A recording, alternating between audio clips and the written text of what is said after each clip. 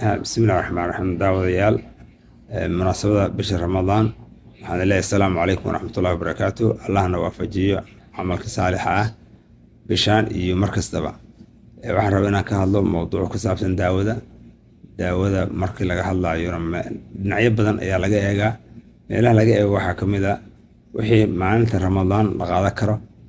maalinta ramadaan wixii kareema waa la marsan karaa, cirbadaha xanuunkana waa la qaadan karaa, laakiin cirbadaha nafaqada ku jirto lama qaadan karo. daawooyinka waxaa la wixii caloosha gaara oo cunaha maraayana lama qaadan karo afka laga qaato. waxaa kaloo mataqaanaa aan la qaadan karinin waxaa la wixii glucose ku jirto iyo faytamiin, iyagana cirbad ahaan looma qaadan karo. indhaha daawada lagu shubo waxaa ka jira khilaafaa ka jira. khilaafkaas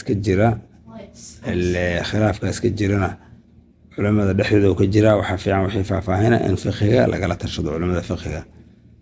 waxaan rabay marka maanta inaan ka hadlo oo kaleeto daawooyinka dhakhtarku soo qoro. waxaa laga yaabaa in lasoo qoro hal mar, laba mar in la qaato maalintii, 3 goor in la qaato, 4 goor in la qaato.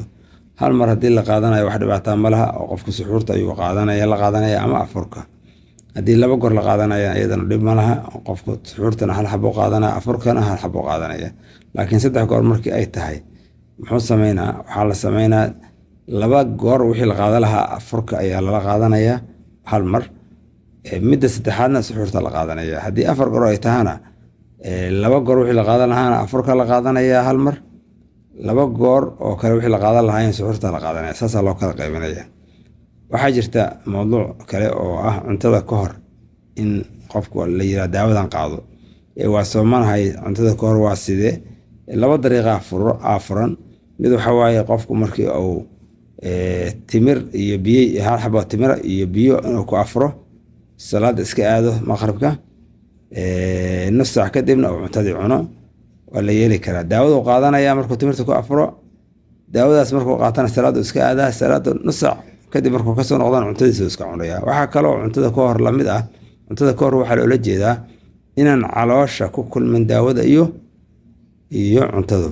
qofku hadduu cuntada cuno 2 saac kadib calooshiisii way ka baxday, cuntadii way ka gudubtay. marka 2 saac kadibna daawadii cuntada ka hor la dhahaya ha qaato uu qaadan karaa. 2daas dariiqa ayaa lagu xali karaa. waxaan idin rajaynayaa ramadaan mubaarak. taqabbal allahu minna wa minkum. wassalaamu calaykum waraxmatullaahi wabarakaatu.